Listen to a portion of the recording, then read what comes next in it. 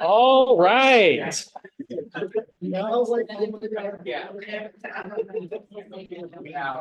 Welcome, welcome.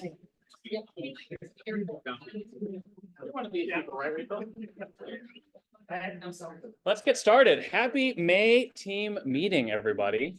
I was thinking this morning that because we're writing business 30 to 40 days out, traditionally, like Q3 kind of starts right now, right? Who's writing business for July already?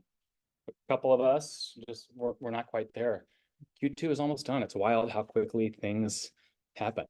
I will get started with gratitude, and I'd love to chime in to here in a minute. Okay, you're good. Culture Committee, Aaron Roby and Sam and everyone else that was involved in making Red Day the great success that it was. So let's give a hand for them. Just to camp on that for a minute. I'd love to hear two or three just share an experience, like what was Red Day like for you? Yeah, Antonio. That was awesome, especially seeing the families get their keys. I've seen that before. I didn't know we could do that. That was really cool. Very cool. It's cool to be able to like impact the end user or see the impact for the person that's actually benefiting. For sure. Who else? Yeah, Ginger. It was our first Red Day, so we watched it over the years on Facebook or whatnot. These obnoxious KW agents just blowing up Facebook. Yeah. But it was adorable, and I agree. Watching the family get there, that was Who else? For trust office, because they did a blood drive too. And it's pretty cool because I hadn't donated in a while, but they do like a red blood cell donation too in a whole. So the red actually gets used immediately locally. And when you do the red blood cells, it actually saves 2 lives for 1 donation versus using 3 people's blood for 1 donation. Crazy. It was really cool. But yeah, there were a lot of people that chose to do the red blood. Was it a double red? Did they call it that? Something There was like, I did a double red years ago and they like put your plasma back into you and it's like, weird. Yeah, feels crazy. Science. Who else? Who else? I'll just give a shout out to Carly Bailey. I think she did both. She did. That was kind of Wow. Yes. Yeah, that was fantastic. No, it's one of my favorite days of the year. I was kind of popping around. We had sites in Lexington, which is outside of Mansfield, joined up with the Worcester crew after they'd already gotten soaked doing their landscaping work, and we had lunch together. We had obviously the Canton group and the test group, so it's cool to see the impact of what we do and coming together. And thanks to our partners that also participated. I can't hear you. Can't hear me on Zoom? Says I'm unmuted. Is that true across the board? Is everyone saying they can't hear me? maybe. have one person that can hear. Maybe they have him on. 3 cannot? I hear you fine. People are saying I hear you fine now. Did you change something? I just did that. Zarice, you're the AV guy, right? We made a bold move. You'll notice that Lynn isn't in the room, Cassandra isn't in the room, and Nicole isn't in the room. They're doing trainings today, which we'll touch on in a second. But we made the bold move, like, hey, let's make this our best tech day in Lynn's absence, just to like show her that we're big kids. And Good with 2 people saying I. take that as a quorum. Turn the captions on. They can turn their captions. You can turn on. your captions on. They're saying you cannot hear the other people in the room when they're speaking. So everybody. Oh my God. Okay, yes, and that is, We can repeat the question. yes, that's true. That's true. One more. Any other Red Day moments?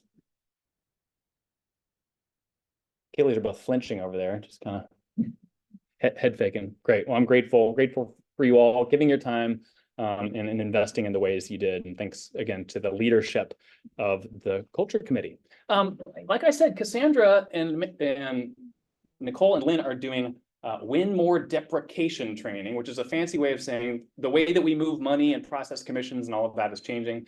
You've been getting emails over the course of the last several days. You'll continue to do so. The big thing to note is that June 3rd through 10th, it won't work for you to submit new commission requests. So if you've got a closing scheduled, then make sure that you submit commission requests prior to then. That's the main logistical item. That being said, I thought we'd invite up Sam Holmes, who's our illustrious 4-year ALC member, to help take Cassandra's part. So we're going to welcome some new agents today. Sam? I'm not great at pronunciating things, so Amanda, I may need help. You're gonna be great. All right, we're gonna meet our newest agents. I think I've seen one so far as I've scanned the room. But we have Chad Lee. Chad, are you here? He was last month, but he's out Okay. selling houses today. Then we have Gina Vitaliamos. Is that right? Amos? Good enough. Amos, Yeah. You even talked to me about this already. Tracy Whaley. Whaley, Sorry, I'm just going to move this so she can actually see it. and this really cool king, Damiano Tassoni, Mhm. AI portraits. You can do cool things, people. So he's coming straight from England. he's lord over his castle there. I could have Lord Damiano. Tiffany Rose Green, she's a part of the Team Ridge here. We have Lakita Head. Is she with JMA? Nope. No, individual solo, agent. yep. Allison Dar, I feel like I saw her. He's here, yeah. Welcome, welcome. We're happy to have you. And Sarah Desrosiers. He's in our Mansfield office, I think presently. So. Okay. And we Welcome, we're might not happy be to done. have Hang you on guys. just a second. Oh, we But wait, have there's more. I saw him, Joseph Evans. Hello and welcome, and Bree Flood. Yes. Welcome. So glad to have y'all. You're doing so great, Sam. Let's just keep Oh, thank rolling. you. Let's talk about profit share. Profit share. So who here receives a profit share check every month? Awesome. Does anyone here know how to receive or doesn't know how to receive a profit share check every month? Everyone knows how to get one? All right, you guys are smart. So April profit share, we have $50,550.58. Well done. That's best April ever for us. And we are the 3rd most profitable market center in the region, 34th most profitable market center in all of KW, which Nice. doesn't sound awesome, but there's 830 of them. So that's Really pretty good. Um, If we make Aaron Kaufman's list, we're doing. we made a good Aaron job. Kaufman's list. Yes. Top 35 makes the list. And So 118 for the year. that's correct. And April cappers, we have Preston Donahue. He's usually here. He's normally here. He's probably with a They young have a baby. baby. Yeah, we'll give him a Yes. pass. He's on Zoom. Congratulations. And then Lori Shosted also is a capper. Lori crushed it. Huge April. So congrats, Lori. Great. And congratulations to all of the April top producers that I am not going through the list of. Well done to you all. And hats off to Sam for standing in Oh, thank for, you. for, Anytime. for Cassandra. I just- And I think I muted it or something. I think you're good. I hit a button. It's still telling me that it works. I think, here's our, oh, there he is, our capper. Oh, he just wanted to make a late entrance just to be safe. Oh, and we have a special guest. Oh my gosh. Lauren K. Donahue, coming to our first team meeting. All of 3 weeks old, There's 2 seats up front. 3 weeks and a day. 2 seats up. 2 seats up front, that's right. All right, our TCPA slide is our indicator that our beloved broker, fresh back from DC, with all kinds of fresh hot takes as it relates to buyer's agency.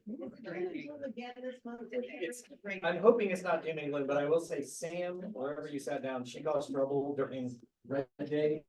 She almost got us kicked out of Habitat for fighting with 2 of the gentlemen trying to help us. That's her story. But anyway, no, it was a good one. Sam loved harassing the gentleman and they harassed right back, so. All right, so this morning I asked for about 10 to 15 minutes because I want to talk to you a little bit about what's going on with the lawsuit because they did have a preliminary settlement. And we now have some dates in there of when we can expect changes, and I kind of want your input on some of the things that are going to be happening with our purchase agreement and listing agreement before we change them.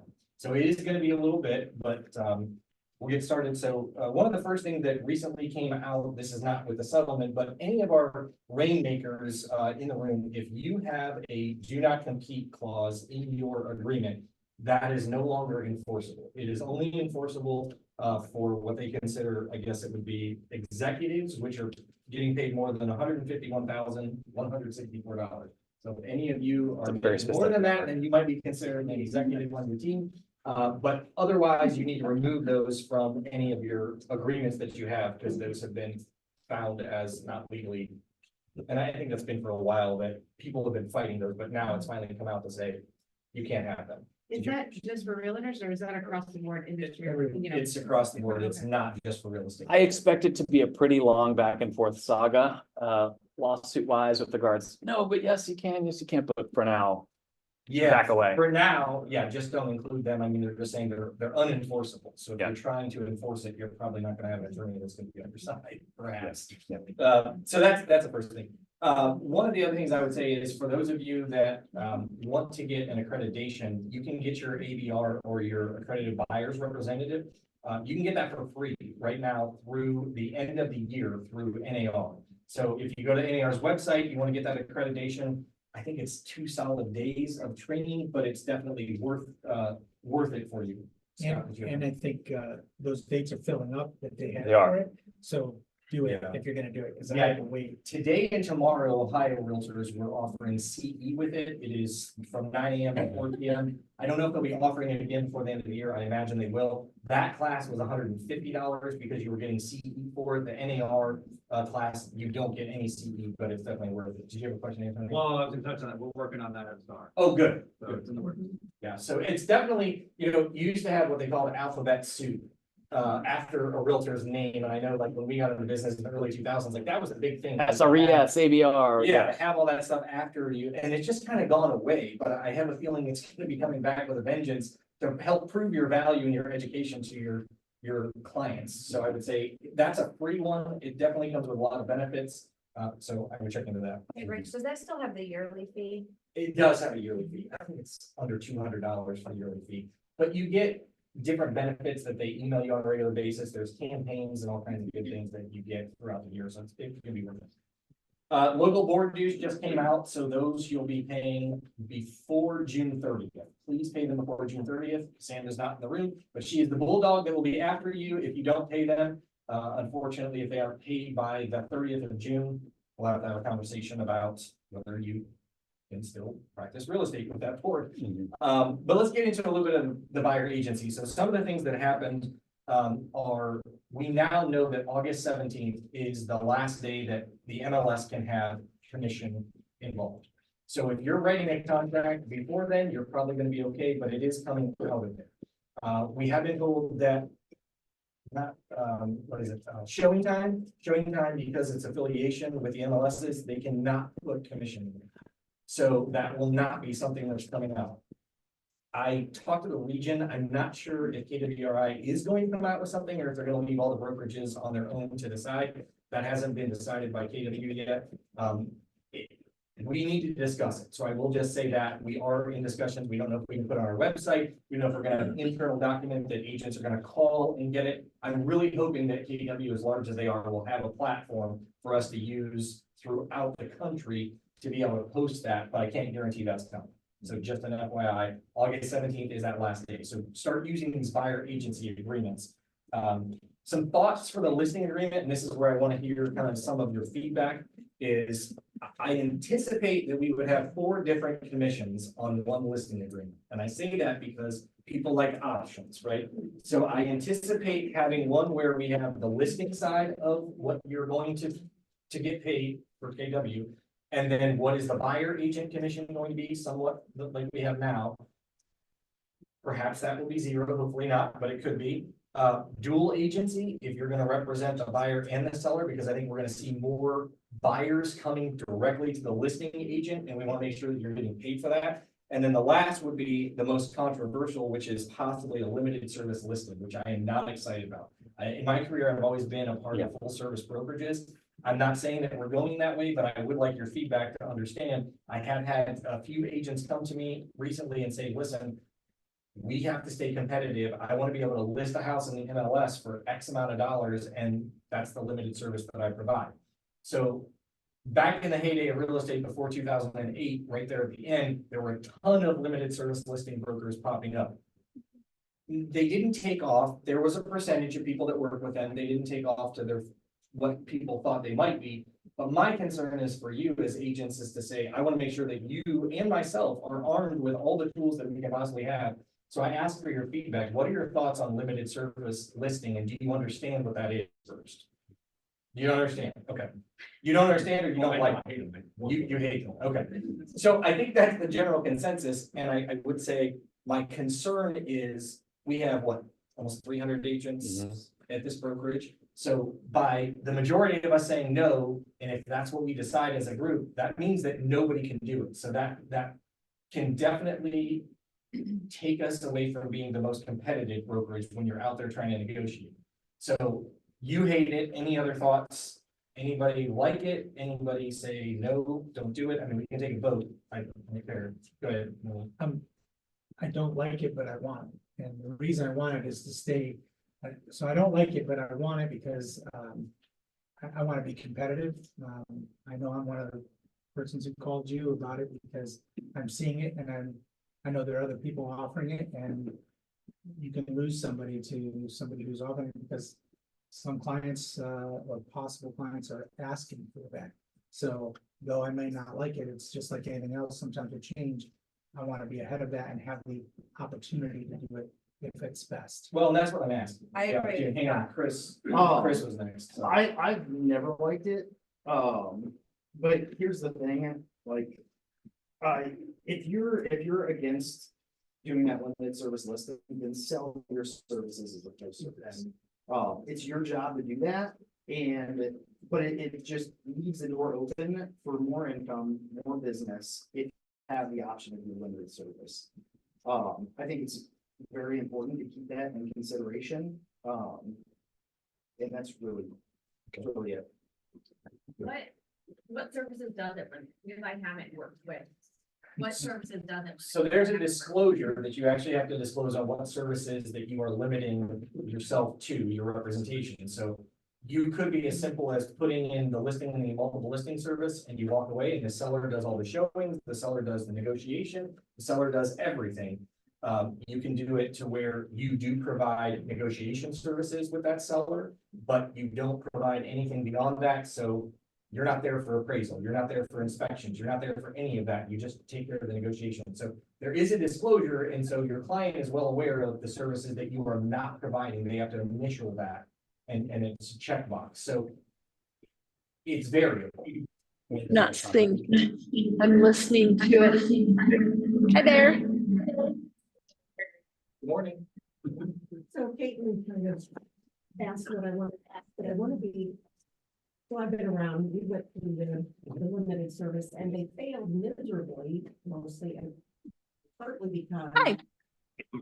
Chris, nice to meet you. Are you a new addition? But then didn't stay in their lane. And that brought up some lawsuits. So would it, I'm pretty much against them. Yeah. But if we did them, would it be what you also said, would that be spelled out in the written agreement? It has to be by law. It has to be spelled out. If you're not a full service, if you're not providing full service that you would normally provide, that we're all used to our clients, you have to disclose what you are not providing, and the consumer has to initial next to it to say, I understand I do not get this service. You're not marketing my property for sale. You're not doing whatever. Like I said, I don't like it either. I mean, I don't like this at all, and yet I'm trying to get a gauge on when we redo these documents, what you're looking for. The last thing I want is that a competitor down the street chooses to offer these services and you lose out on listing appointments, and then unfortunately are going to leave KW because we can't provide you with the services that you need to provide your consumer. That's my biggest concern. So I don't like it either. Linda, did you have one more? Well, I was just gonna say, kind of as an aside. So. Good promise. Sellers understood, or should have understood when they signed the listing agreement, where the money was going. And here we are in a lawsuit. Right. Having lost a lawsuit. So I feel like this just opened up a whole nother, I didn't know Yeah. that I wasn't getting their services, signed or not signed. Yeah. I hated it. I think we probably have to do it. Well, let's be fair, these lawsuits have opened up so many different things that I think anything can be litigated and it always has been. But this has made it worse. We didn't help the consumer.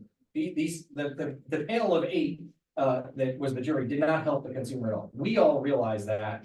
But unfortunately, you have the media, including the president and other people out there saying other things, right? So we have to be the voice of reason and make sure that we're providing the right services to the consumer so we don't see lawsuits. There are still going to be, and that's why I say to you, I think that dual agency has to be on our listing agreement as well, because the last thing I want to see happening is that you as an agent, unless you just don't want to practice dual agency, and for all I know, the state is talking about getting rid of dual agency. That may not even be a thing, but for now it is. We want to make sure you're getting paid if you're representing the buyer, because what's going to happen if you don't is the seller is going to say, oh, you can just represent that buyer for free and still do it for the commission that you did for the listing.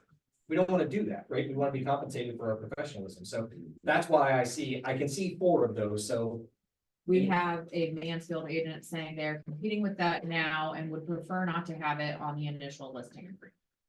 well, I mean, unfortunately, we have to be very transparent with the consumer. We can't hide something and then say, oh, by the way, we can provide this later. That's not how it works. We do have to provide it up front. That's what these lawsuits have done. We have to be on the table with everything. Rachel? That was kind of my question. Do all 4 options have to be on the same page? Because now I'm sitting down with the seller and explaining the listing side, the buyer side, dual agency, and now a limited service listing, but they weren't even considering that in the first place. They may not be considering it. Right. It's something that you can have in your arsenal. I suppose we can talk to the attorney and see if that's something that we can provide separate. It is going to become something though, if one agent does it, another agent's going to do it. It's going to become a question and commonplace.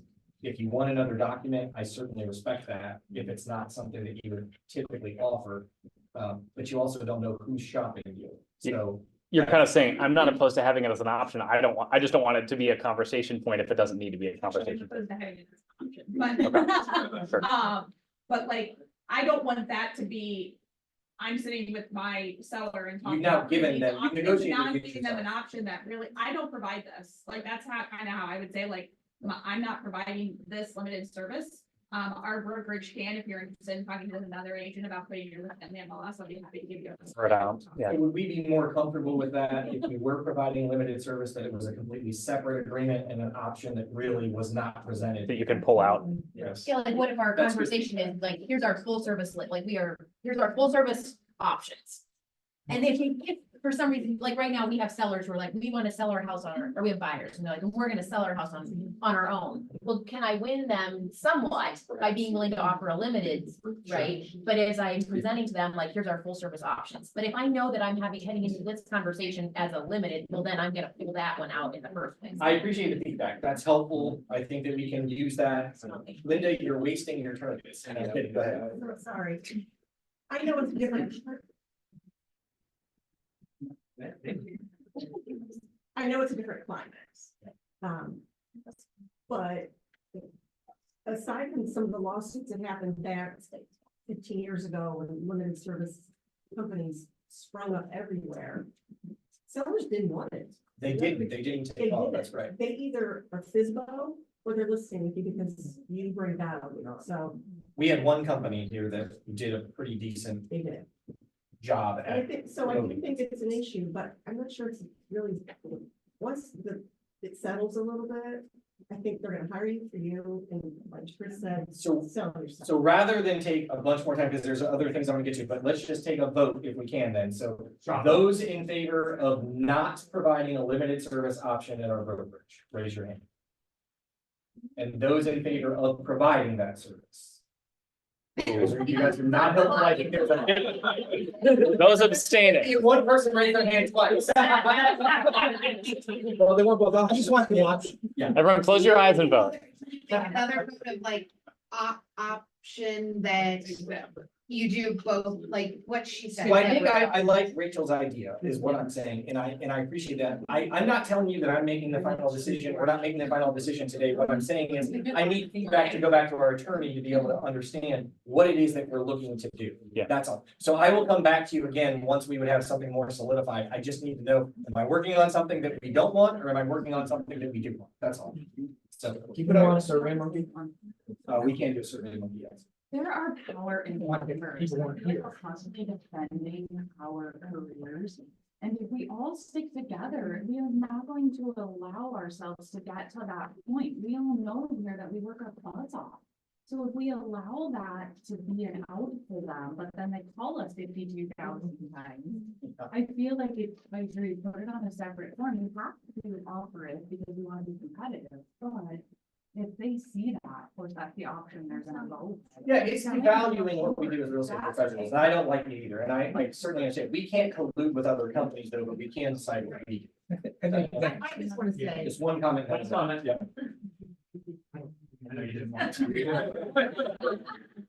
I just feel like the majority of people, when they call our brokerage, they're looking for an agent to list their property, to negotiate, to do all of that. They really are. Chances of them doing a limited listing are probably 1 or 2%. It's a small majority of It's it. a small majority, so I don't myself, if it's on there, yeah, I'll talk about, I'll say this is here, but you're not getting anything, you know what I mean? And I think that they're still gonna list full service. Most people will. This is just another option. That's all. Just another option. Okay, well, thank you for that feedback. So as a brokerage, we can have a minimum commission. Okay, now we don't really enforce that minimum commission. For the most part, it says $3,500 on our listing agreement. We don't enforce that. I've seen agents do it for $500, $1,000, $2,000. Unfortunately, with this being full transparency, what you do for one, you have to do for all. So the days of just, even though commission is negotiable, you have to decide now, if we want a minimum commission on our sales for the listing side, do we also want a minimum commission for the buyer? And we need to make that decision as a brokerage, because I need to know what to put on our forms. Is there a minimum commission? And if you're gonna say, no, there's not a minimum commission, I can charge what I want, and what we're gonna end up with is a blank. And then you're gonna have to fill in that blank. So what are your thoughts on having a minimum standard commission at this brokerage? Yeah, I got a shaking head, yes, one. I have a yes on Zoom. I'm sorry, I have a yes on Zoom. okay. I think it should be a blank. Like, every agent should be able to fill it. So Melissa thinks it should be a blank, it's buyer or seller, we don't have a minimum. I As a think if they need to be the 3,500, then they're not gonna try and pay us 500. Like, oh, this norm is We have 3,500. $3,500 on there like we do now, the question is, are you gonna enforce it? Because as a brokerage, guys, I'm sorry, if we can stop. Behave yourself. If we're gonna say 3,500, you don't wanna compete against yourself. Right now, if I go out and Scott goes out, even though it says a minimum of 3,500, I can take a lot for $10,000 and tell them I'll charge them $2,500. And the brokerage doesn't say a word about it. Most of us, perhaps, unless you've only been at KW, have been at brokerages where if you're gonna reduce the commission, you have to get the office's permission. We don't do that here. But if we're gonna say there's a standard minimum commission, remember this equates to not only what you're charging the consumer, but it also demonstrates what we're going to do for profit share, which was the slide before. When we take a lesser commission and we're not capped, you understand that we're taking away profit share from other agents. So we need to understand, are we as a group going to say, this is the minimum and I can't go under it? That's my question. Sam? Percentage and monetary amount, like the listing agreement? Because you don't wanna say a flat 3,500 for buyer's agent commission. Yeah, I'm saying two different fees. I'm not saying that they're the standard for a buyer and a seller. I'm asking, what are your thoughts? How many of you go out right now and get a minimum of $3,500 no matter what the listing price is on your listing? There you go. Okay. So is 3,500 too high? Is the question. Is it 2,500 that we need to say is the very minimum that we're willing to work for? Or do we leave it blank? The percent? Well, you can use a percent, but the percentage comes into when you're selling a $10,000 lot, and I gave you a 6%, and now you're paying $600. What do I do with that? Or even a $50,000 house. Yeah, You know what so I mean, okay, maybe we will do what Mike is saying, is maybe send out a survey monkey, because I don't want to take up too terribly much time. I got a few more things to cover, but it doesn't sound like we're necessarily on board with having a minimum commission at all. So why it's written in our listing agreement if we're not using it doesn't make any sense. Has it hurt being in there though? I mean, I haven't, it's almost been like a week. It is a moot point. Commission is negotiable, but we as a brokerage are able to say that we have a minimum fee. And I, as the broker, can then say to you, you can't go below $3,500. No, you cannot do that. Okay. But since it's not enforced, I think a blanket. It's not enforced. So that's the question is, why would you have something in there if it's not enforceable? I've already been down there with another company, Yeah, like you talked about. right. Yeah. And nobody likes that. No. You should be able to do your business the way you want. And that's all we're looking for is the feedback on this to understand what we need to put in these documents to arm you with what you're doing. I think it's agents when they're scripting it though, like it's not enforced at the brokerage level, but they can pretend that it is. Exactly. Yes, I agree. it gives you like, hey, but I'm giving you this favor. Same thing with the 7% that was in that. What I'm concerned, and we'll talk more with the attorney, is again, it's. If you don't do the same thing for everybody, even though commission is negotiable, that you can negotiate. If I do something different for a minority than I do for somebody else, just simply by accident. That can cause a lawsuit. Negotiable means that commission is 100% negotiable, but if we have a minimum, we have to enforce it. That's my question, is what do you want to do? So that gives me some feedback. So one more thing on Zoom. So somebody says, I personally like having the minimum fee as a backup to our percentage rate. It would be written in the contract like it already is, correct? Minimum should be enforced. Okay, so that's somebody's feedback. Okay, all right, let's see here. So buyer agency commission, so what do we think about the minimum buyer agency commission? Do we feel like that should be a blank as well, or do we feel like there should be a minimum? So I got head shaking, yes, it should be. I would prefer both of these to be a blank so that I can have that conversation directly with my client and take it on a case by case basis. Okay, good feedback, all right. Let's see here. So then let's talk a little bit about some of the things for, Mark, do I have just like 2 more minutes? Yeah, that's great. The commission amount, what you're gonna see on your buyer's agency agreements are, the way that they're gonna word them is you will not be allowed to say anything, and we will have it worded, but just so you're aware, you're not allowed to say, well, I'm gonna charge 3%, but actually it's whatever the seller provides. It can't be open-ended.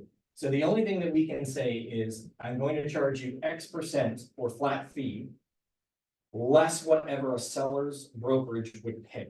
That is not open-ended. That means that you're getting paid whatever that is. But you're not going to be able to then say, oh, well, my buyer can't afford it. Let me just reduce this to 2% or 1%, or I'm only going to take what the seller has provided. You still have to charge that consumer the agreed to amount. Does everybody understand that? Okay, so whatever that amount is, don't be that friend that walks in and says, I'm only going to charge you $500 for this. That's the maximum you can get charged, is whatever is on that document. Now, I've had agents ask me, is there a loophole? Can't we just email? Can't they just email me and say, I want out of that agreement and then write up a new agreement? Well, I don't know the answer to that, to be quite honest with you, because they haven't given us one. I assume it's going to be something like the, most likely like our listing agreement with the MLS, which is you can't relist a property unless you withdraw with release that agreement. I'm assuming that's going to be the same case with the buyer agency, and you may have to prove that. And I don't know the answer to that. Nobody does with TBD. Yeah, it's TBD.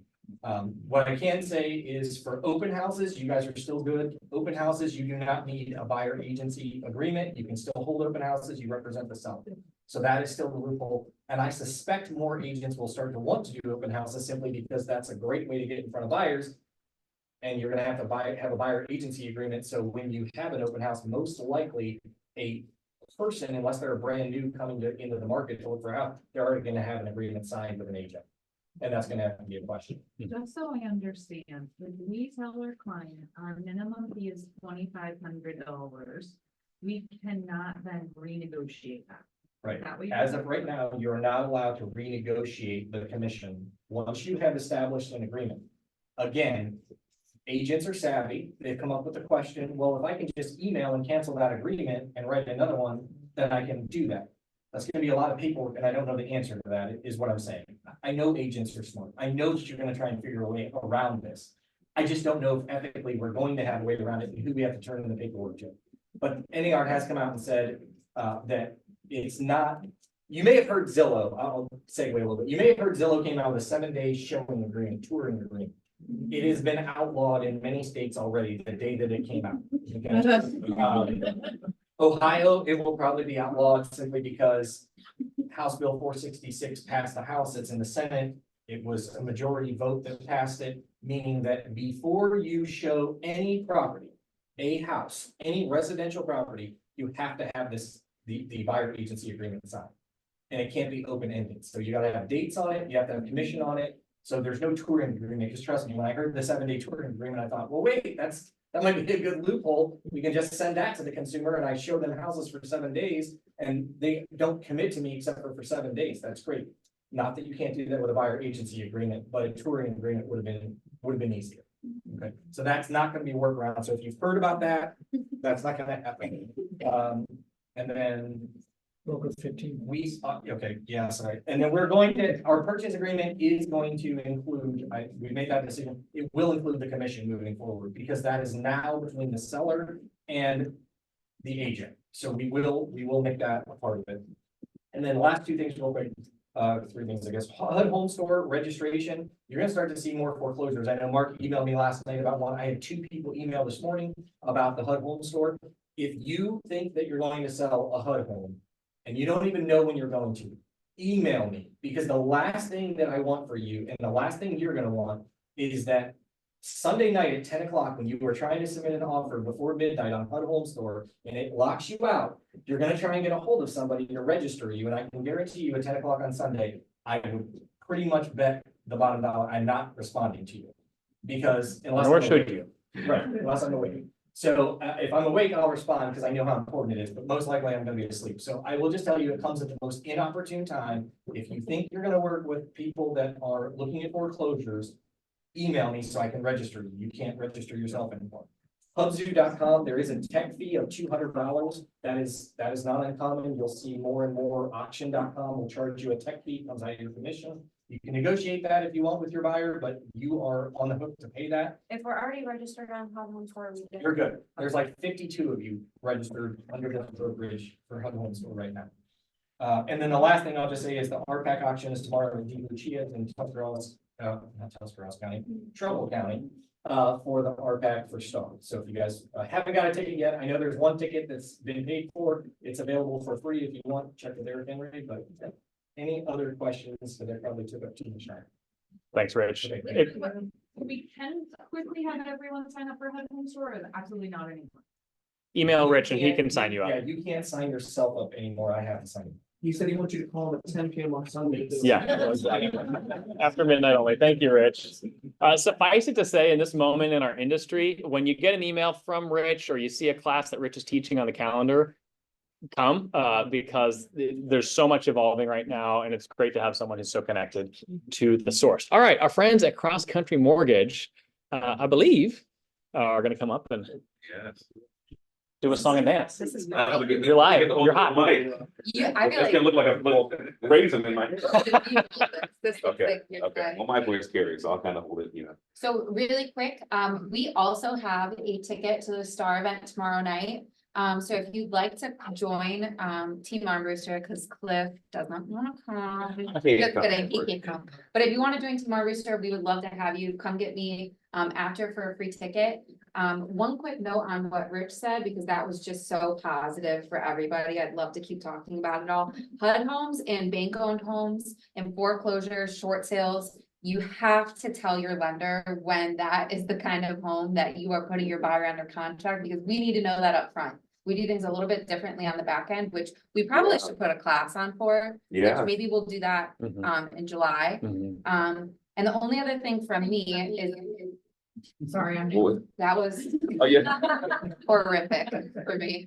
So the only other thing for me before I let Cliff take it away with the little microphone is me and my partner in crime, Gina, are doing a multiple offers class at the end of May. I think it's on the 23rd. Yes. I believe you.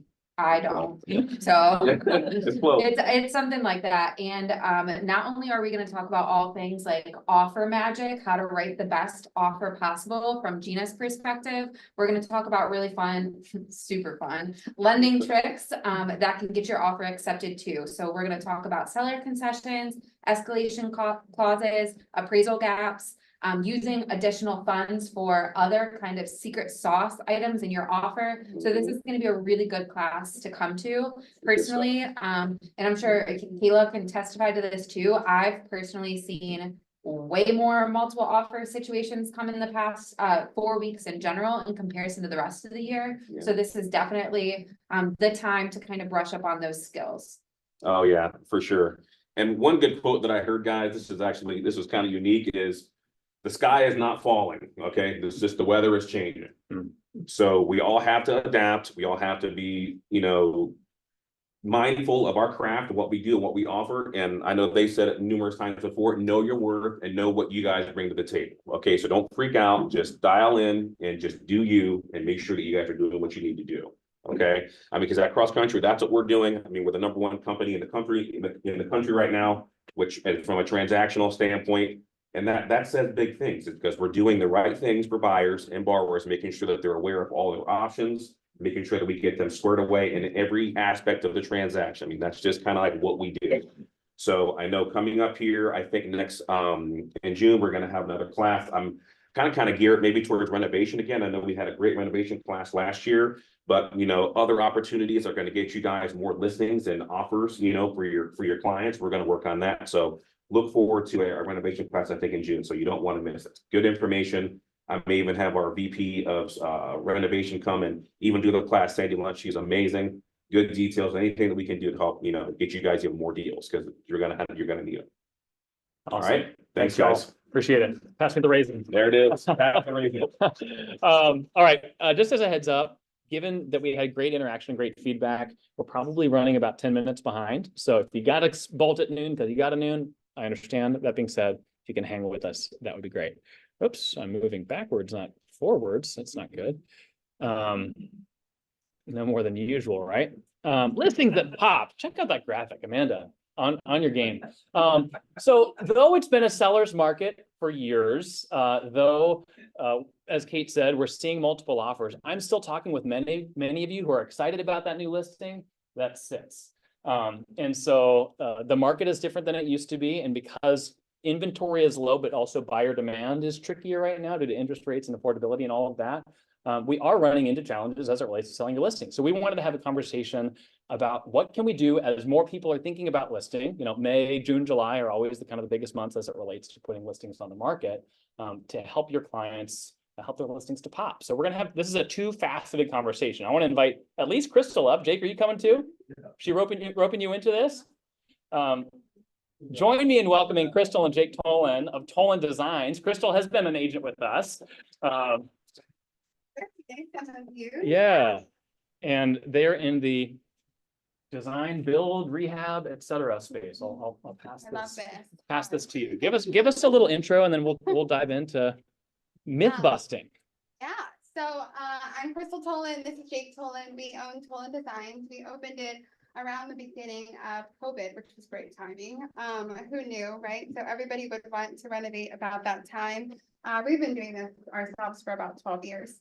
But yeah, so it's been a whirlwind ever since. We specialize in mid to high end full home remodels. So we don't just take on like little projects where we do bigger projects, but we take it from start to finish. So we take it from the design all the way to material selections handling. We have engineers, we have contractors, we have the whole team right underneath us. So nobody has to call anybody else in. It's all just handled by us. So yeah, it's really fun. Our design center has a lot of fun things. We go to all the national shows and things and try to collect materials that we see are trending and things that we like.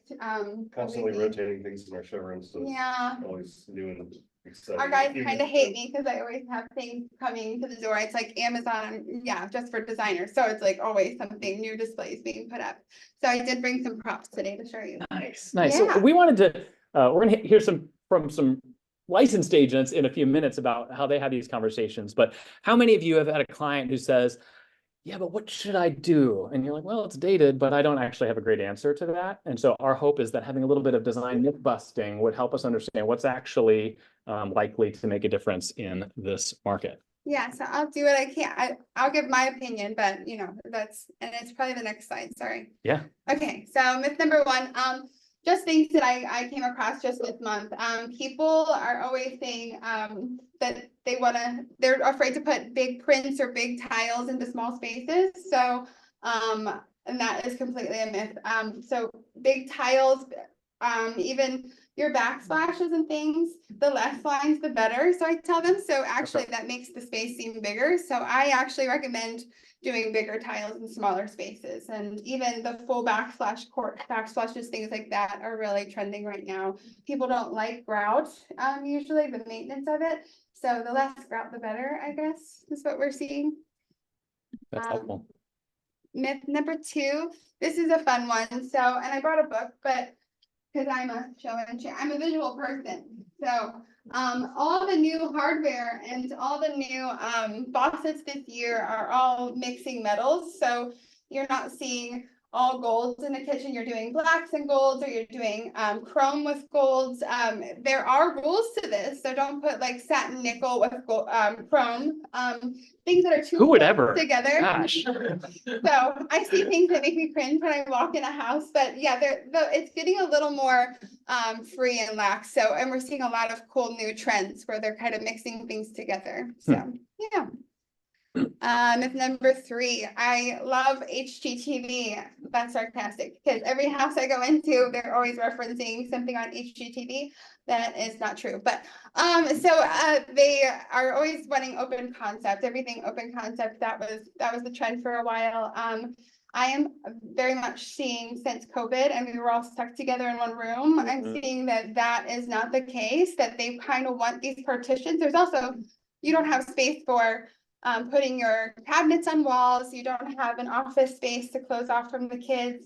So it went from tearing down the wall to maybe opening up a doorway and putting glass doors in between and maybe letting light come in or things like that, but not necessarily opening the whole space up. So we're seeing a lot more of that, and less tear down all the walls.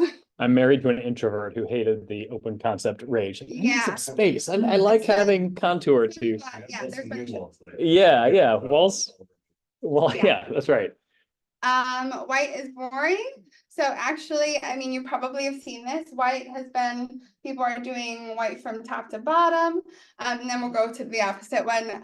So then there's also the other side of adding color. People are afraid to put color in. So I'll talk about both of these. We do a lot of millwork and design in the white. So we're doing a huge accent wall for somebody, super beautiful. So don't, underestimate the power of white.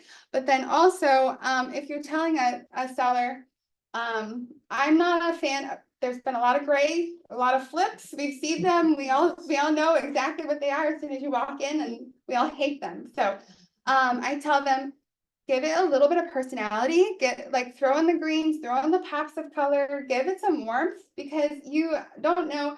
I mean, everybody has a personality, right? Not everybody wants gray. And I just think the world is colorful. You gotta just put some color into it. People are gonna get bored. And so we always say there's neutral greens, there's neutral blues. Throw it into a powder room or a half bath or something so that they can easily change it if they want to. But don't make it something that if they walk in, they're gonna forget the house once they move to another home, Good point. They need something that makes them remember the house. So One with the gray LVT. Yeah. this is another one too. Most people think, sorry, I'm not doing good with the mic.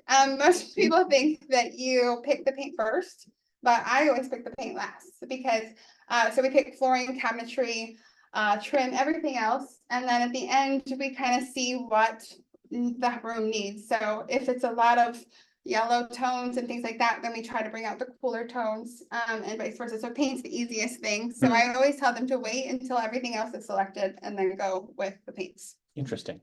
Yeah. If you're doing a kitchen, what are you going to use as your anchor? Like what's first with regards to color? What's most important to you? So some Okay. people come in and they're like, I want the soapstone countertops, the black, or the black, or and so we go with that. Whatever is the most Your important thing thing. that you've been envisioning in your head. Like Sure. if your Pinterest board is all full of green cabinetry, then we start with the green cabinetry. So, Sometimes your yeah. clients have like a family heirloom or a piece of furniture that they love, they've had for 20 years, they want to start with that too, so.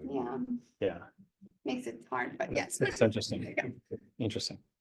Lighting, people always underestimate the lighting aspect. I did a workshop on this in January, with the illumination, but really lighting's my thing. It's drama and, replace the boob lights right away. I know people love those. Well, now we're talking about. Like no builder grade thing. Add accent lighting where you can, add flare. That's something that people can easily switch out. So, but it just gives, again, personality. Like I'm so tired of seeing houses that are just, I see the same one 10 times. Like you have to have a little bit of something extra to it. These are our places that we dwell in and they have personality. We have personality, so it should have something in them. Awesome. I think that was, oh, there we go. Quick And then tips. just put together quick tips that I tell people. So remember to appeal to all the senses. So people forget, like if you're dealing with a $500,000 house and up, don't put hollow doors in. So like you feel them, right? So it's not just about the looks. Like the pictures are pretty, and then you walk in, you're like, ah, this just feels so cheap.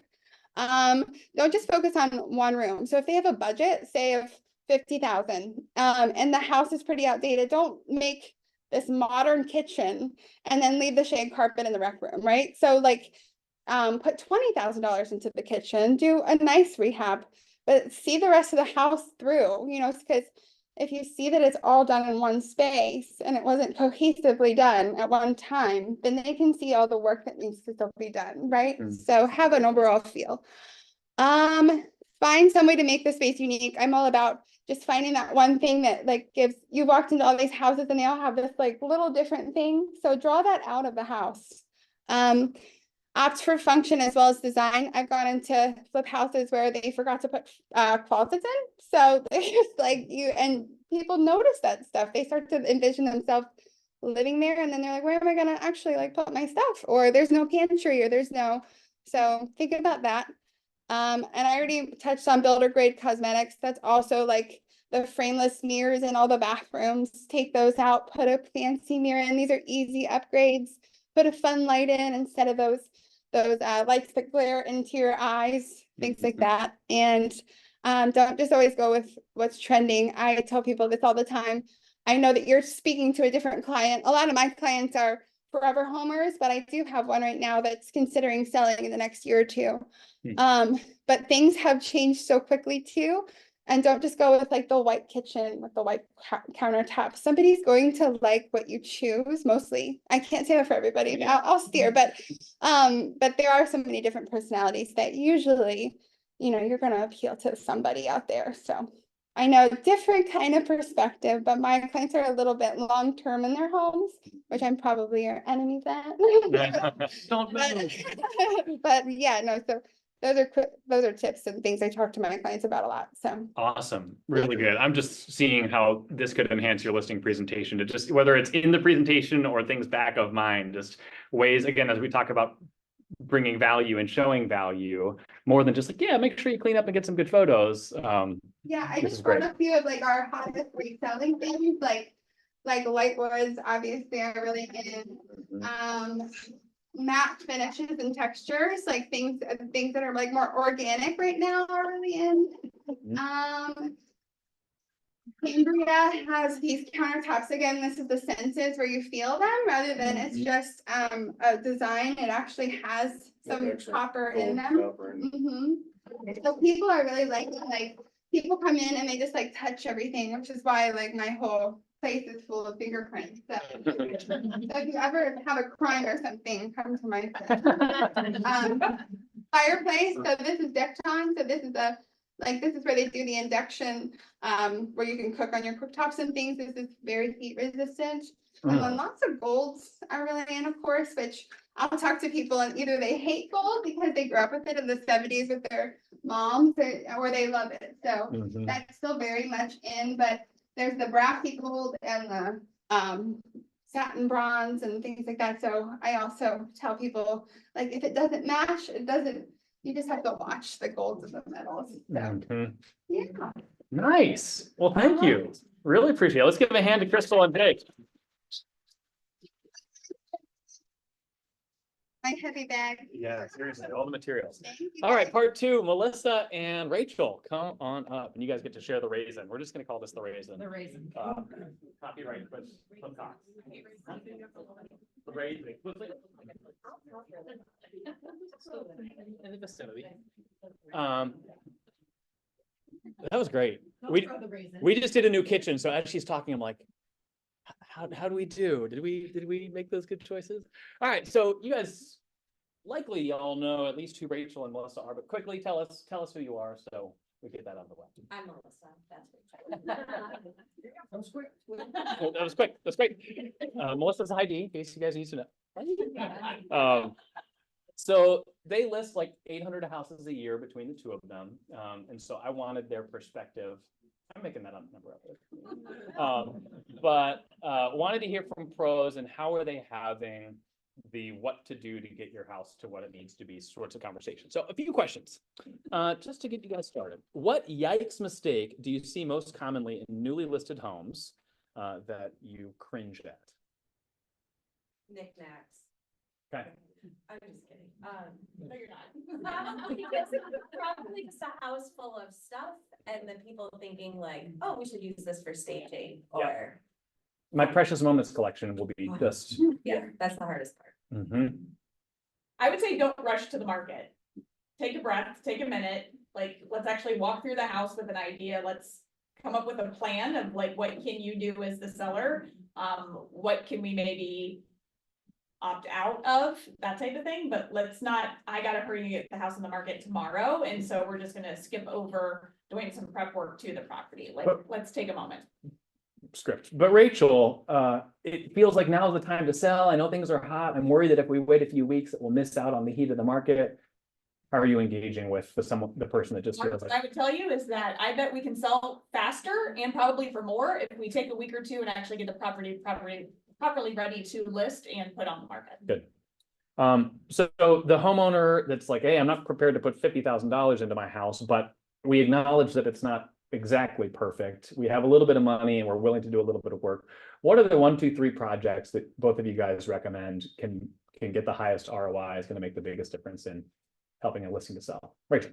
My big things would be paint, fresh paint goes a long way.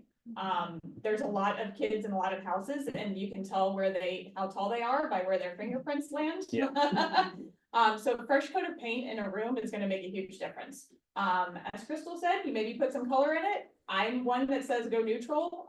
Just like, don't get stuck on the color, like just get, if you have the exact same color, if you still have the paint downstairs, which, you know, the previous owner probably left you, let's just put a fresh coat of paint on this bad boy. Another thing is landscaping. I don't want to do it. All that stuff that you've had on your honeybee list that you haven't wanted to do or didn't want, looking forward to it, that's what you need to do. And landscaping doesn't need to mean we're redoing the landscape. It's Fresh freshening. mulch, get the edges nice and clean, especially your front. I mean, don't disregard the backyard, but especially your front, your curb appeal, like, I mean, location, and also they're very first picture that they get to see is the front of your house. So are your shutters whopper jawed? Are they mismatched? Do you not have shutters on half of your windows? Like, one thing I know Jose always recommends is taking your screens out actually on the front of your house for exterior photos. Because it just messes with and Chris might be able to talk about that a little bit, but it just messes with the look a little bit more. So curb appeal. Yeah, that's great. Melissa, how about you? All those, plus lighting and flooring. Okay. Go deeper with me on that. What decisions or what's most important? Is it one nice fixture in the dining room, or is it, hey, let's every light that we I can mean, have? I think if it has like boob lights everywhere, we need to get like the flush mount lights.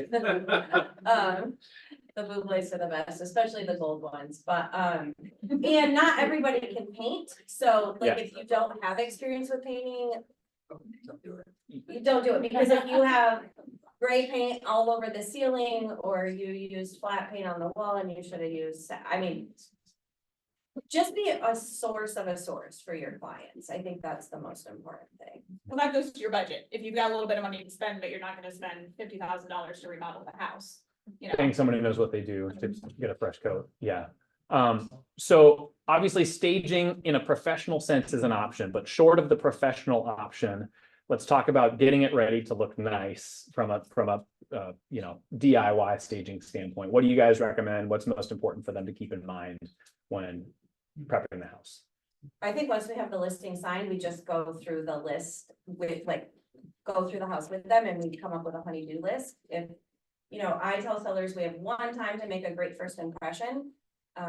And so if you want the most money for your house, we're gonna have to, you know, take a couple weeks and prepare. If you want the quickest sale, let's throw the sign in it today. So I think it's really just depends on what they need or want. And just find a solution. Like, you guys probably have contractors, painters in your pockets. Like, if your sellers can't afford to do it, like, negotiate and find somebody that'll do it and maybe they'll closing, because it's possible.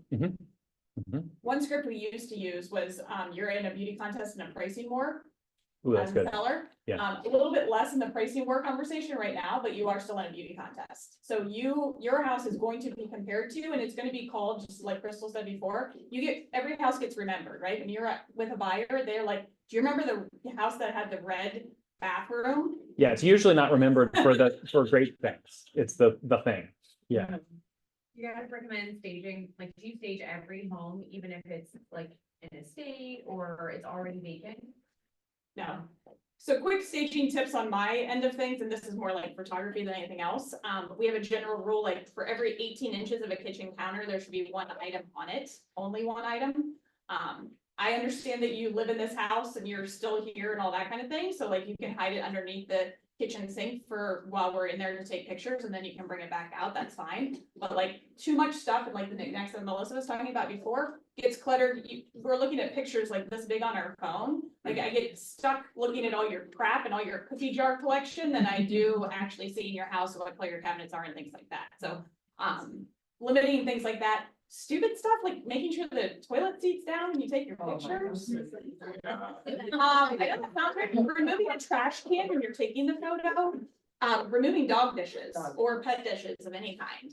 And that's even for showings that I would recommend. I know I had a seller a number of years ago that she literally took all of her laundry baskets, they went in the trunk of her car, all the pets go in the back seat, she and her husband get in the front and they go out, like for showings and things like that. So just walking through it, I think the other recommendation that I would have is walk through it as a buyer. And all that stuff that we kind of talked about, the honeydew list, but also that I've been meaning to, I was gonna get around to, those should get done. Whether that's change your light fixtures, you know, change the light bulb. Everybody that's been burned out. Yeah. It is the same color light, exactly. And like, go to the store and actually buy a 6-pack and put all 6 lights in so that they all match. Yeah. Yeah, it's when you lived in the house long enough, you don't see the issue anymore. It's like, oh, that's just my house. It's like, no, 2 light bulbs are out. And they have been for a long time. Yes. This is off the list that I sent to you guys. Oh boy. How do you handle the conversation where there's clearly things that need to be done, but the seller doesn't get it? It's fine. How do you create awareness without offending them? Because at the end of the day, you want them to be your client. I mean, we can do what you want for 2 weeks, and if the house doesn't sell or we don't have any offers and the feedback is kind of in line with what I'm talking about, we're gonna need to reevaluate, probably pull the house off the market for a couple of weeks, get it ready. Otherwise, you know, if you're fine not getting the highest dollar amount, like, it's just a tough conversation you have to have, but sometimes I think people appreciate your honesty. I think too, you need to find out what the motivation is. Was it their parents' house and so they don't want to change anything about it because it's nostalgic to them? Yeah. Is it they're lazy and just don't want to do anything? In which case, you know, I've got a list of vendors that I can even call and get out here and get some quotes to see that what we can how soon can we get this done and what will it cost? Yes. I'm thinking, you know, at minimum we do this, at maximum, if you're really feeling it, we can do this. Would it be okay if I got some people out here? You're partnering with them on the solution as opposed to wagging the finger and shaming them for, you know, work that they haven't gotten done to this point. Any other tips, things that working for you that you'd like to convey? I mean, I think for me, it's like our whole refresh program. You asked about staging. We do stage houses. We do full stage, partial stages, yellow blankets, and a flowery comforter that matches the flowery curtains. But I think it's just always having a solution for whatever your sellers might have as an issue is important. So whether you've adopted a program or you do staging yourself, but if you have a list of people that can get there quickly, I think that is the solution that sellers are looking for. That's great. I think the key for me is saying, we want buyers to come in and pay top dollar for your house, correct? Like Yeah. you want top dollar for your property, great. In order to do that, here are the things that I think need to be done in order to get us top dollar for your property. And, you know, buyers feel right now like they are paying top dollar, especially if they're also a buyer, your seller's also a buyer, they can feel both sides here. You know, they do feel like they're paying top dollar, so they want a house that's ready to go, ready to move into. So therefore, I think we should switch these locks out, make sure that this is working, make sure those lights all match. Yeah, if we have a list too, like I'll prioritize the list, like if, here's a list of 10 things, but if you're only gonna do 5, like these are the top 5. Create a priority within Yeah, that list. for Yeah, sure, that for makes sure. a lot of sense. There's plenty of things we could do, but if you do nothing else, do these. Awesome. Anything else you want to add? Thank you both. Let's give them a hand. All right, we are getting close. We have, before we go,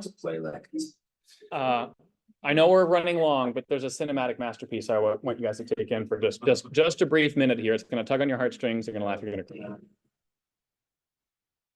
You must look like it's the legacy sluggers need your support. With your help, we can gain the confidence to play with integrity. Yes, integrity. Look at this, Nick don't even match the team. We can play like the winning team we are. Your generous sponsorships. 100. Oh, Preston. We could look like a winning team with New Jersey's hats, shirts for our cheer squad. We could buy balls and practice with. Batting practice at batting cages. Equipment such as helmets and masks for the pitchers, extra gloves for the subs, lighter bats for the ladies, and more. Team will sponsor logos on jerseys, cheer squad shirts, and social media. Banners, social media shout outs weekly, and have your logo in the video contest for $250. Help us knock this season out of the park. All right, Mason. Someone cheer us on Friday nights. Canton, Ohio. Help us play and look like the stars that we are. We can't do this without you. Loving all this Preston content. Our team of 12 plus agents from all over Ohio. Oh, the agent.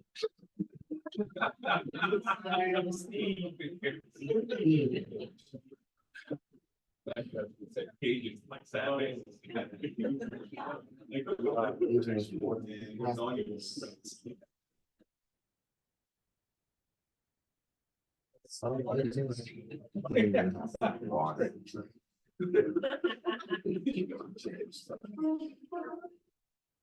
Let me take your sponsorship.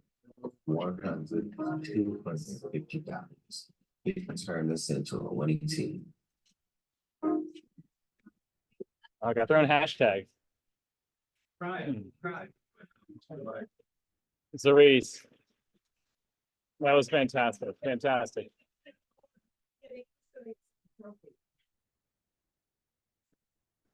Rich already mentioned this. Eric just jumped out of the room, but the Star RPAC auction dinner is tomorrow night in Warren.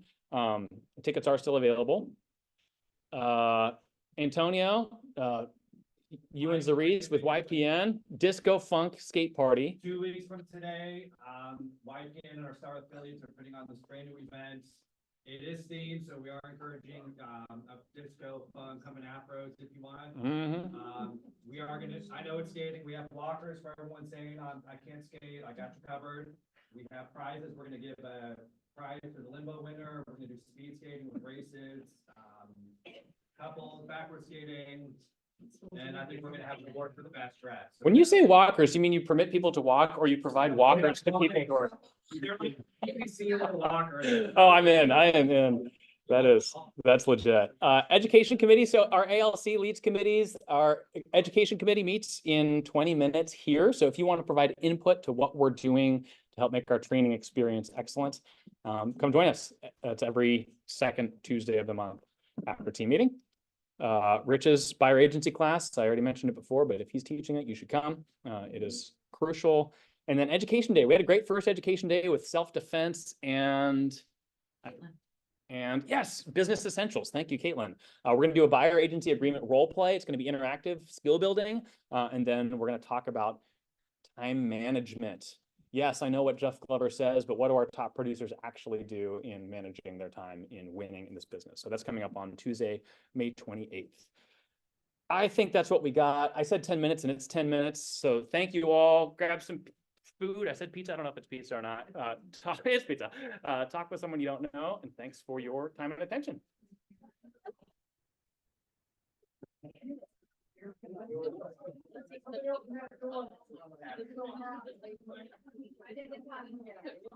I didn't